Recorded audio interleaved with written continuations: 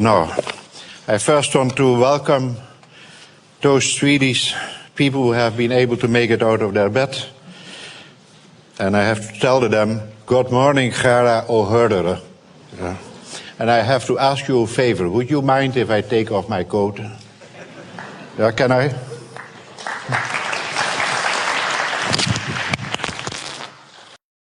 Okay, let's get to work. I want to teach you a little bit about elementary particle physics, and I'm starting from the assumption, so don't be insulted, that you know nothing. That may be a wrong assumption, but it's better than the other way around.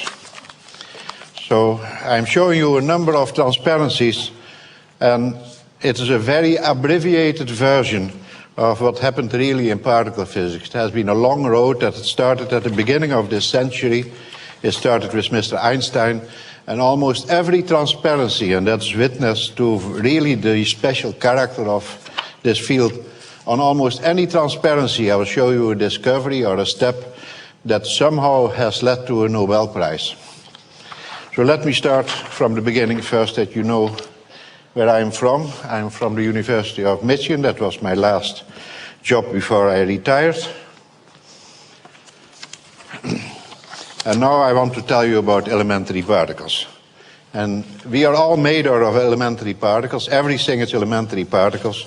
So I start off by introducing you the most well-known elementary particles, which is actually the photon. Yeah.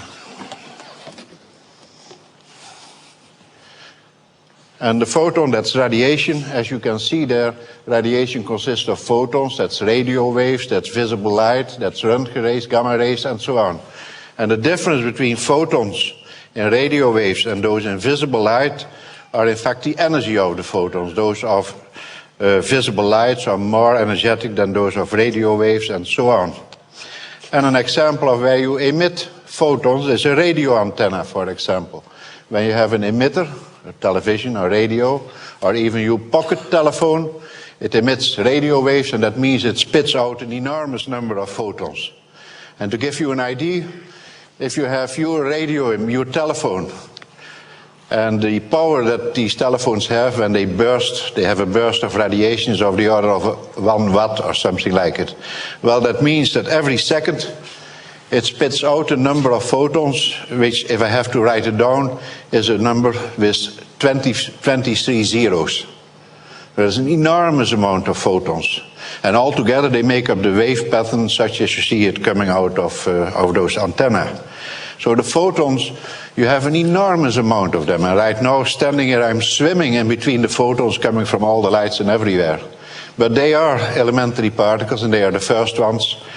And their existence, that light was made of these elementary particles. That's our first Nobel Prize to mention here, or even two. This discovery was due to Einstein and Planck, and it was done in 1905, Planck in 1900 and Einstein in 1905.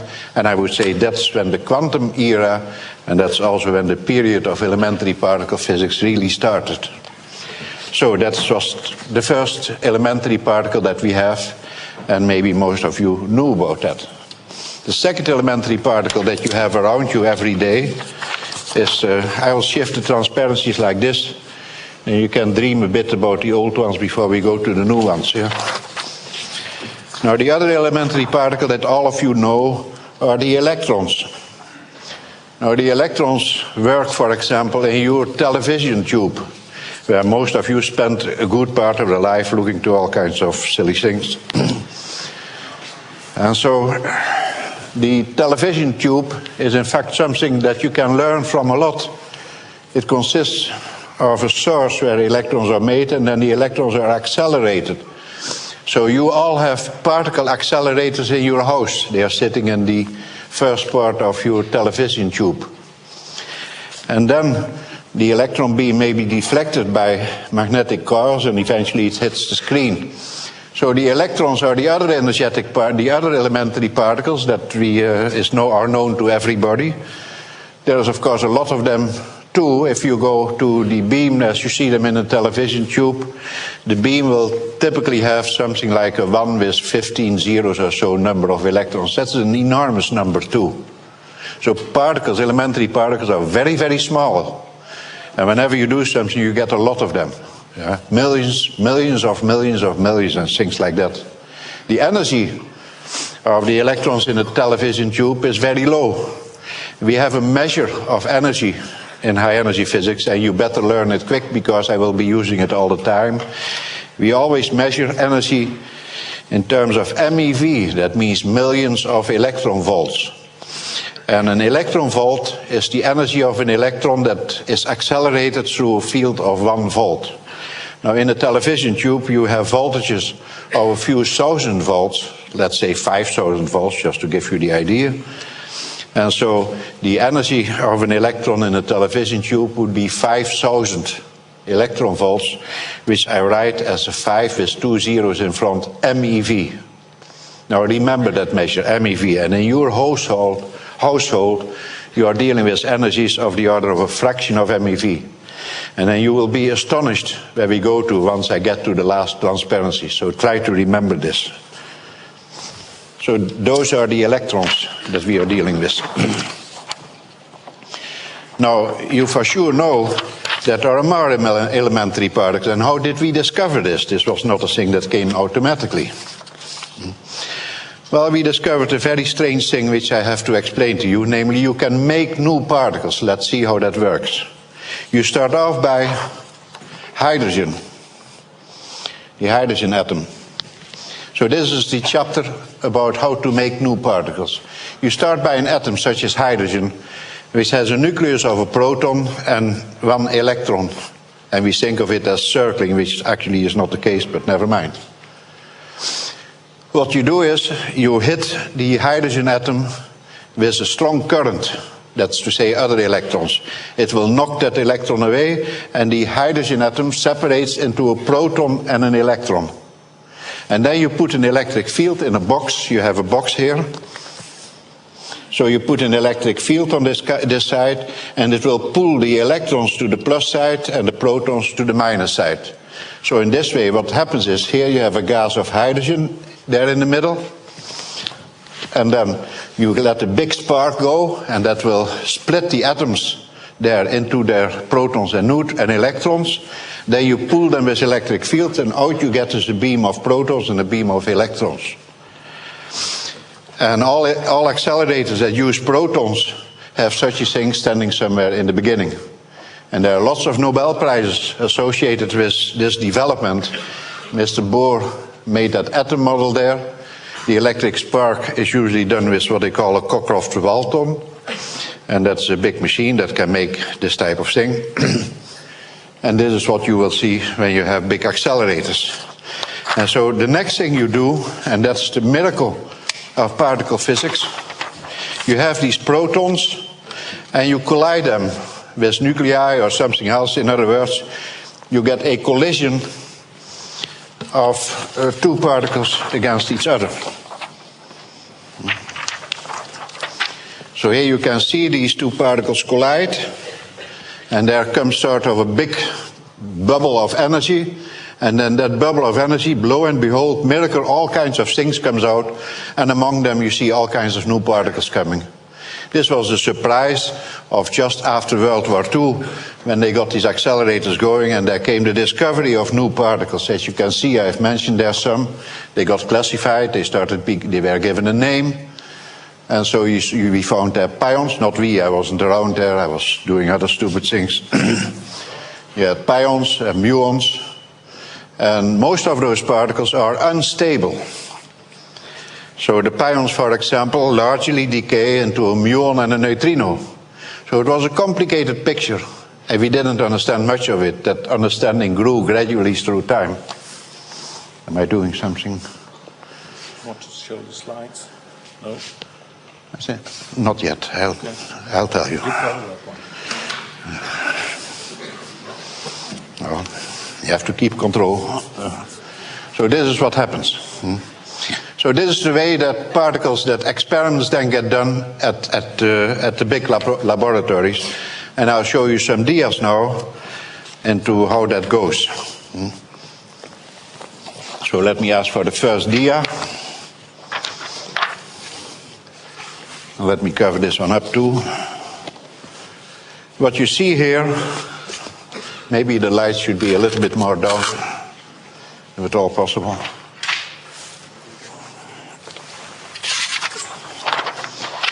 What you see here is the laboratory of CERN in Geneva. This is the airport here down that strip. Gives you an idea about what magnitude we are talking. Those circles you see drawn here are from accelerators that are below ground. Now we are starting with our story of particles and accelerators in 1959. And then CERN, which is located here, was made, and you can barely see it, but the first accelerator I think was here, somewhere here. I'm not sure, but it is a thing which had a diameter of about 200 meters. And so that was a ring which is somewhere here. And on the next slide, you see what you have underground with such a ring. What you have is here a pipe, and the elementary particles, the protons, are chased around in the pipe, and they are kept in orbit by these things which are big magnets. And here's two people standing, who are talking instead of working. And they are supposed, they have of course to go out as soon as the machine starts running, because there's always some radiation. So here the particles are chased around, get accelerated, and then we collide them and we see new particles coming up, and I'll show to you how it goes. So we go to, you can do that one away. Here you see a picture of how it goes. Could you do the slide away? Thank you. Here's the ionization chamber where we make the protons. The protons are let into the ring and are being chased around. And the magnets keep them in the ring. And at times we have electric fields that give these protons a kick. And then once they get to really high energy, they are extracted. And then they hit a target, and we get this bubble of energy. And then that target, all these things come out. These are the new particles. New, old particles, anything. You get just about everything that you can have, depending on how much energy you have. Because if you have a heavy particle, you need lots of energy to make it. So in the initial stages of CERN, only certain particles got made. So they get made here, and then we have some selection mechanism, using magnets and all kinds of devices to make sure that what comes out here is one particular kind of particle. So you get a beam of one particular kind of particle, which then hits a detector. It makes a reaction, and that's an apparatus in the detector that allows you to see what happens. So this is the way particle physics works, and this is the way how it has developed ever since after World War II, let's say. This is the accelerator as you had them at CERN. And to give you an idea of orders of magnitude, remember the electron tube, it was 0.005. energy, the acceleration in your television tube. Here we are talking about 30,000 MeV. That was the energy of the machine at CERN. 30,000 million electron volts. So that's an enormous amount if you think about it that way. It's enough to make many particles, not all, but some, and so that's where particle physics started. And you can already guess on the picture that you have seen of CERN, through time we got to bigger machines and could make more and more particles. And we will follow that road and see how it went. So, let me tell you about the detection instruments. The detection instruments have developed greatly through time, but easy to understand and used in the year 59. As usual, there are Nobel Prizes associated with all these things. The bubble chamber was invented by a man also like me in Ann Arbor at the University of Michigan. He invented the bubble chamber while staring in a glass of beer in a bar in Ann Arbor, which I know is a very good place to think of things. You sit there, you wonder what's going on. You drink beer and then you have an idea, you hope. So here's the bubble chamber. It's a round thing and it's filled with a liquid near a boiling point. I'll not go into the details. And the beam comes in that you have just produced at that accelerator, and it hits some of these nuclei in that fluid. And it makes a reaction. So you see the particle coming in, colliding with the nucleus here. The nucleus recoils or breaks up, whatever, and other particles come out. And so then you see that the tracks of those particles are covered, and that is because there's a magnetic field and the particle that moves to them curves a little bit. And so in this way you can see that the particle has an electric charge and that it bends due to that electric charge. Now, an important thing to realize is that in almost all detection machines, the only thing you can see are electrically charged particles. So when you have neutral particles, you don't see them. You get them indirect in other ways, as we will see in a second. So principally you see charged particles. Now here's a spark chamber. It's sort of the same principle. It consists of parallel plates of some metal. And when a particle passes through, it makes collisions with the air, with the gas in between the plates. And then it knocks here and there an electron away from an atom. And for some reason it ionizes them, here this gas. And when you put a high voltage between the two plates, you get a spark. And so in this way you can see the sort of the same reaction like here. You see a particle coming in, it collides with a particle in the metal plate, and there's a recoiling nucleus, another particle going, and that's how you see a particle in a spark chamber. Again, you can only see charged particles. The great advantage of a spark chamber is that you can put the voltage on these plates only at the last moment, while a bubble chamber is a big sort of slow instrument with a big lot, with a large amount of fluid you have to keep near a boiling point, and so you cannot trigger at precise moments.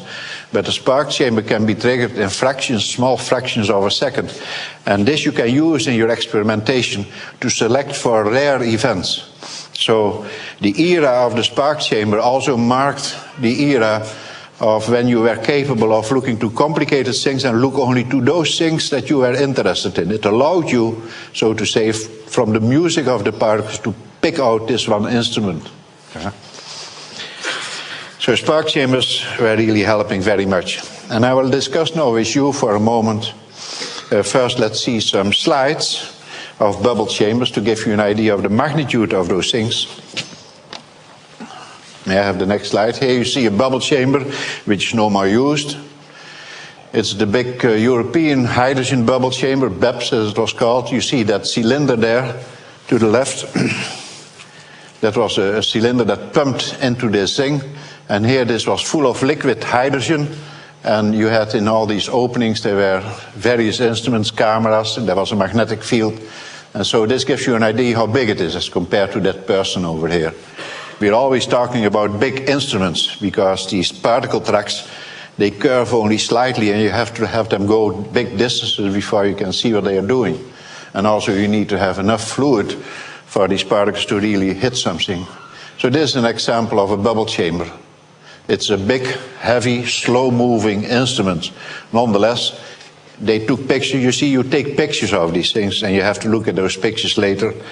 And they took pictures at the rate of 1 every 3 seconds, something like that. Let's get the next slide, gives you an idea of a spark chamber picture. No, this is a bubble chamber picture. This is what you see.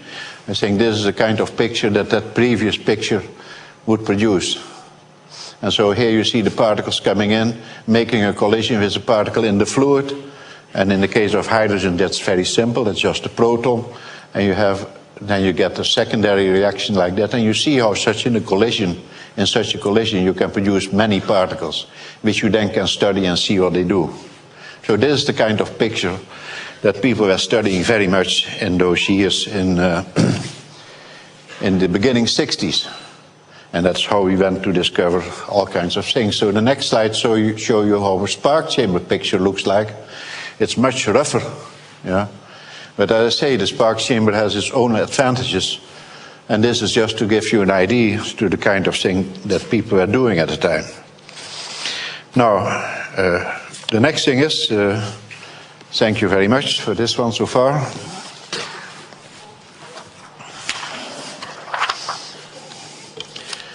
I'll show you one particular experiment. You may wonder how people do experiments with neutrinos.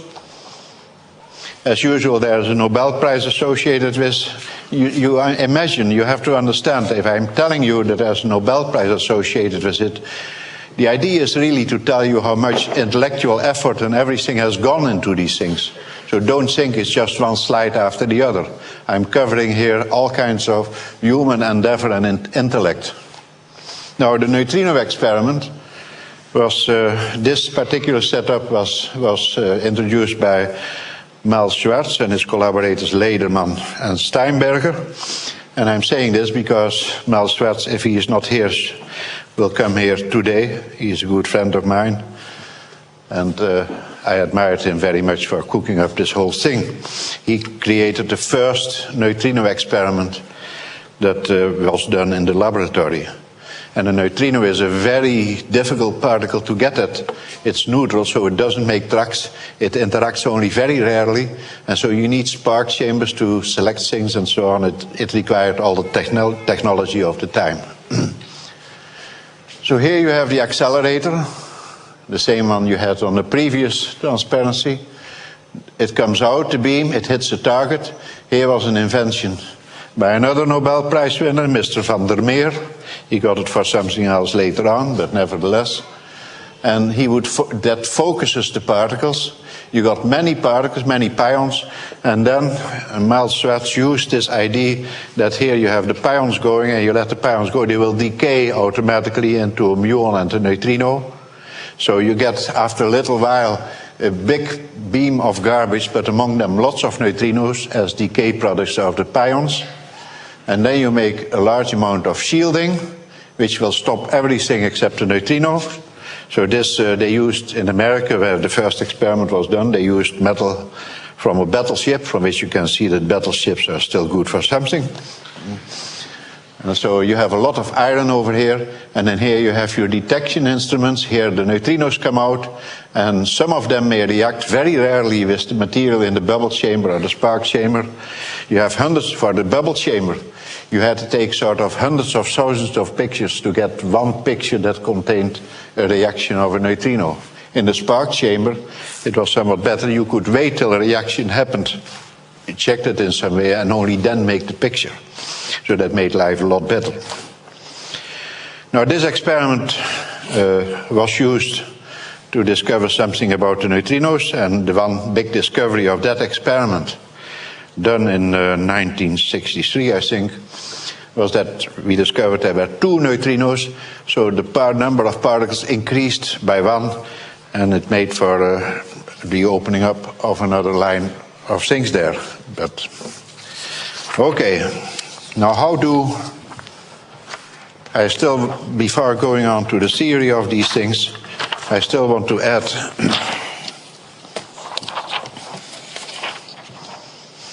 one more detail, and it is I have taken a picture of one of those neutrino experiments and redrawn it so you can all see it, to give you an idea how these pictures look like and how we have to go. What I'm trying to show you is the long way that one has to go, starting with the hydrogen gas in the beginning to, in the end, the theory that we are doing. Excuse me. So I feel you have to have an idea of the experimental and intellectual effort involved in this whole situation. Now the kind of pictures that you would see in a bubble chamber is typically this. Here's a neutrino coming in from the right. It hits the nucleus and there's a reaction, and what you see coming out, this is a muon. And how do I know that it is a muon? You know it mainly because it doesn't do anything. Yeah. Okay, that's a muon. And now there are many other things, and one of those things you see here, we will come back to it, are a pair of particles created by something neutral that went away and did something. And we know now that this is a photon. There's a photon created, one of those light particles, but of very high energy, and here it becomes a pair of an electron and a positron. Yeah. So let's see, this we see happening before our noses. Yeah, that's not something that you invent, nature is doing that. And so now we are going to talk a little bit about the theory of this kind of thing. And for this we need a powerful tool invented by, yet, of course, this slide also has a Nobel Prize winner in it.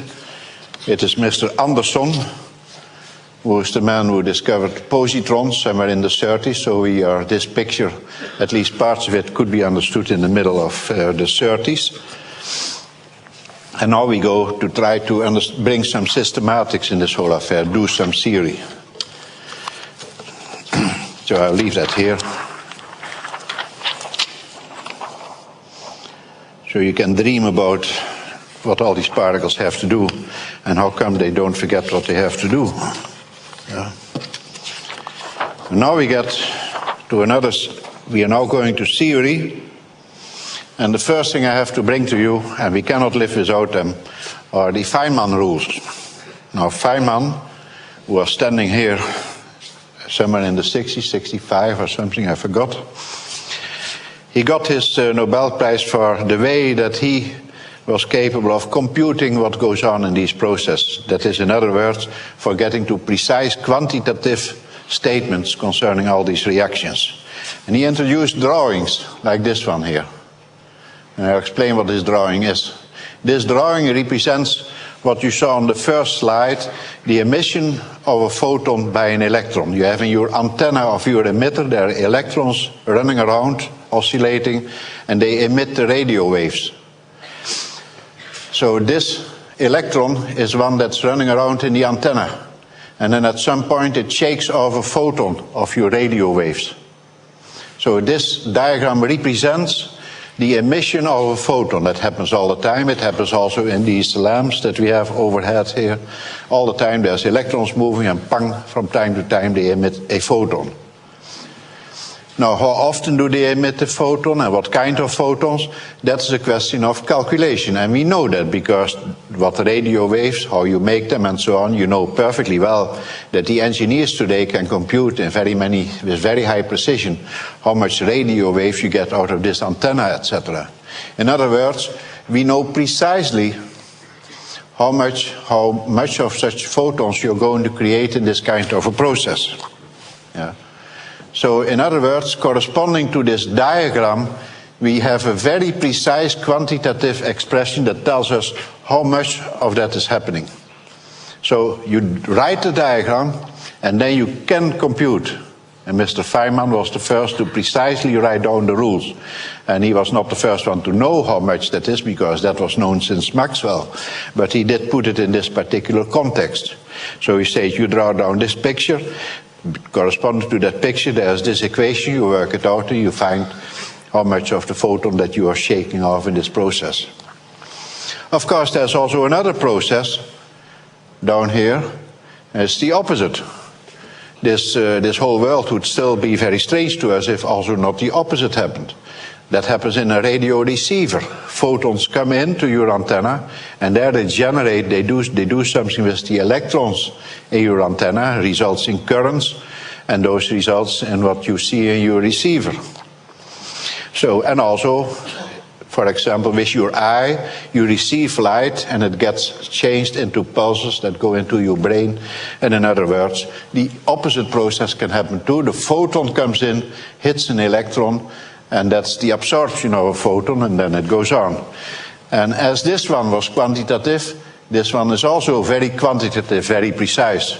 And in fact, it is the same equation you use here.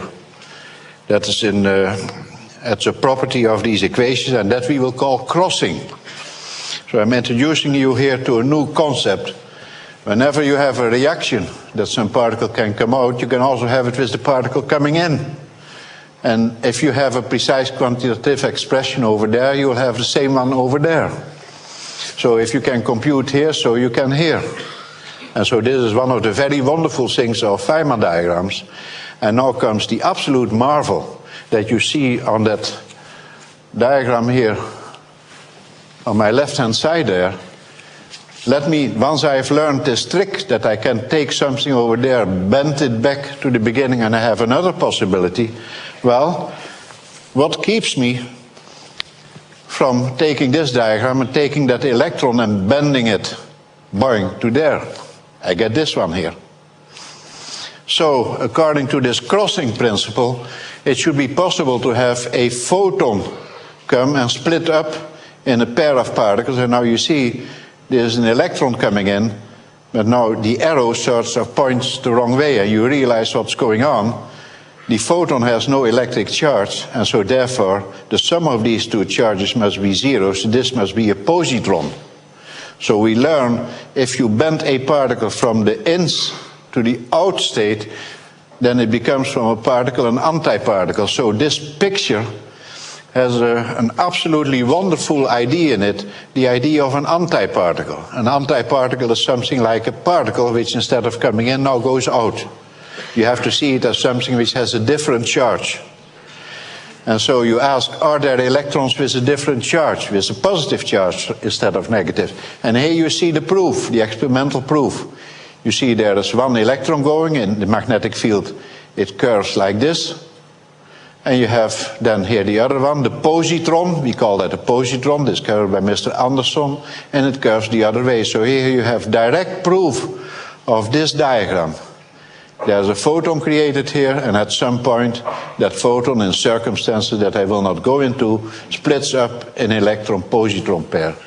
It's when I saw that for the first time in my own life, it's sort of how the abstraction of some diagram you make on a piece of paper turn into something that you actually see in a picture. I found that very amazing. So I could not give this lecture without giving you the feeling, this transition of sitting behind a white piece of paper and scribbling. And then you have the reality of nature such as it is. There it is. And we all have together now discovered the existence of the positron and the correctness of this idea of crossing. So now we are going to play some more with it.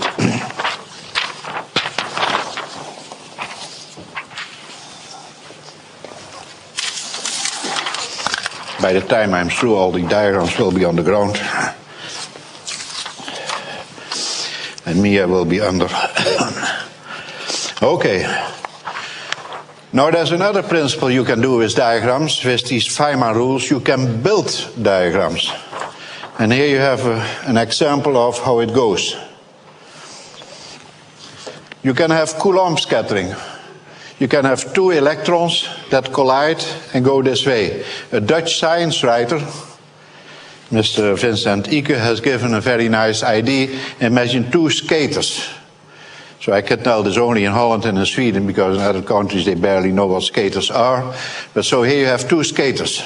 They go bong. And now one of them throws a bag of sand to the other guy. So what will happen is he throws the bag of sand and he will therefore on reaction go a little bit to the right. And the other one receives the bag of sand and tock, they go that way. So you can see this is the picture that you may make when you think of this Feynman diagram. Here go these two electrons and they exchange a photon, a bundle of energy and momentum. And therefore then they change direction while doing so. So you see a scattering process. And the wonderful thing about Feynman rules was this thing here. You actually take the numerical expression he has here and you sort of work it out and you can compute precisely how much of this will happen and how big they will deviate and everything. So you can compute all the details of this process using this thing here as a building block. So Coulomb scattering, as we call it, which was known, of course, a long time, and Mr. Rutherford was one of the first to do it, is one of the first examples how you take a basic building block like we have here and make it into something like this, and you have a new process, and there's an experiment where you can use to measure it. Immediately we can think of another process, which is this one. You have a photon coming in. It gets absorbed by an electron. That electron moves a bit, shakes off that photon, and there you go. What do you see in the laboratory? You see an electron and a photon moving. They do something and they come apart again. But of course they come apart in like this, like in a scattering process. But you can also have another way of happening this. Instead of first the electron can shake off a photon, and then later on it can absorb the photon that's coming in, and you get this process. You have therefore two possibilities, two diagrams that cooperate to make one experimentally observable thing.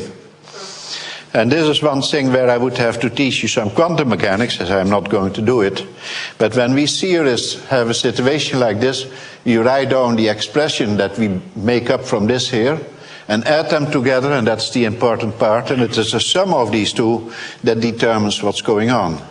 The important thing is, and that's quantum mechanics, and that's because photons and stuff, they are really also waves, these things sometimes can also work against each other. So if this were alone or this were alone, the scattering could be very stronger than for the combination of the two. That's possible in quantum mechanics. That's because waves can damp each other out, in a very rough way of speaking. So we get a new phenomenon here, and I'm sort of introducing the whole of quantum mechanics in this one sentence here. When you have different possibilities, they can interfere, they cooperate, and the final result is a sum of all these things together. And funny things happen there. They can fight each other, they can help each other. It's a complicated business. And you have to go into the details of the calculation before you know what's going on. 5 minutes something, I'm sort of getting I'm losing time. So that's another thing that happens. Now we go on to weak interactions. Weak interactions were discovered by Mr. Becquerel, who was also one of the first Nobel Prize winners. It is a neutron that can decay.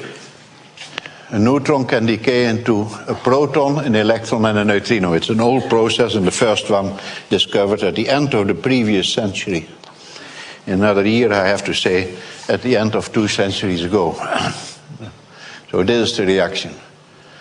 And now we are going to play the game that we have learned, the game of crossing. If this reaction is possible, let's cross it, take that neutrino to the inside, and then we get another reaction. A neutrino hits a neutron, makes an electron and a proton. And so there we get to the famous experiment of Mel Schwartz and his collaborators, and we see the neutrino coming in, hitting a neutron, and making an electron and a proton, and that's a prediction that we, with our theory, get out of the process of Mr. Becquerel, beta decay. And so this was the kind of events that one was looking for, and indeed they were seen. I won't go further into this because I have much else to do, but this is the kind of thing that's going on, and so this was experimentally verified that this process existed, obtained by crossing from here, and it was seen in the CERN neutrino experiment of 1963. Now, at this point, we start a new enterprise which really relates to the Nobel Prize that I was so lucky to get.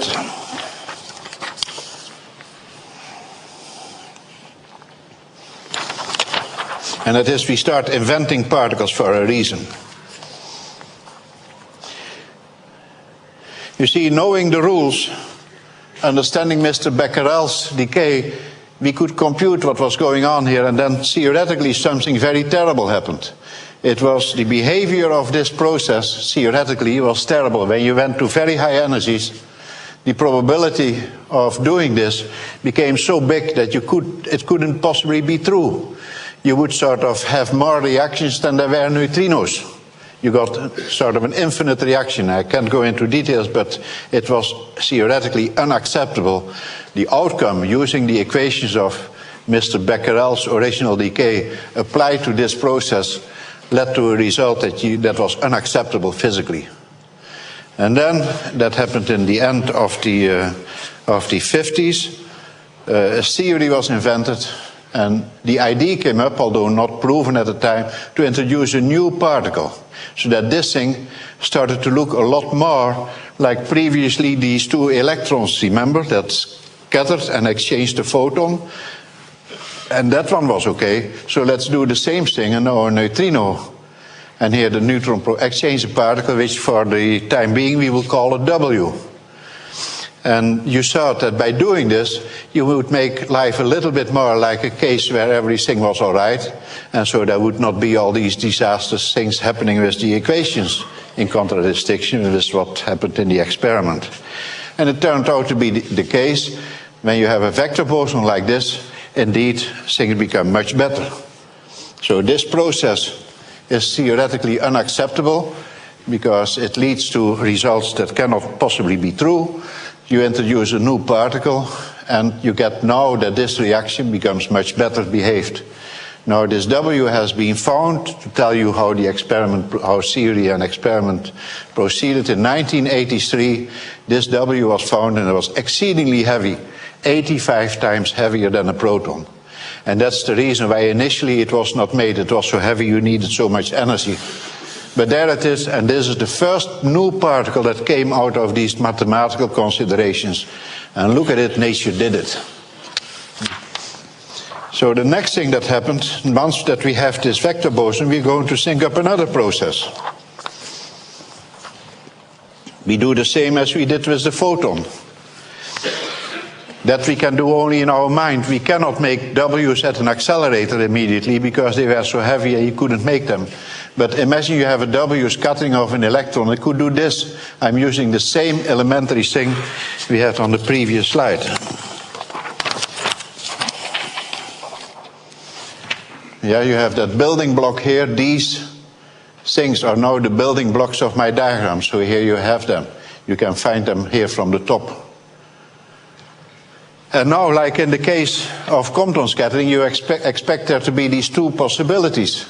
But here we have a problem, because if I count electric charges, here the electron emits a vector boson, but this has a charge, and therefore conservation of charge requires there be a particle with a double negative charge, and that's why this skull and bones is here. Such a particle does not exist. So we arrive at the possibility, we need a diagram, there's a diagram here, that exists for the case of photons colliding with electrons, but not for this case, because we are missing a particle. There's two ways. You can invent such a particle, but that's only a temporary solution, because then you make another reaction with this particle coming in, and then you need a particle with a triple negative charge. And you get from dark water into deeper and deeper water, and life gets very tough. So we do another invention. We invent yet another particle to do something, because the reason we have to do something is because this diagram by itself, when you compute what that would give for scattering, you find again this absolute unacceptable behavior at high energies. It cannot be a correct expression. That's what you learn. It's entirely on paper and mathematically, but nonetheless it's true, as we know now. So we invent a new particle that we make in such a way that we get another possibility so that the bad effects cancel.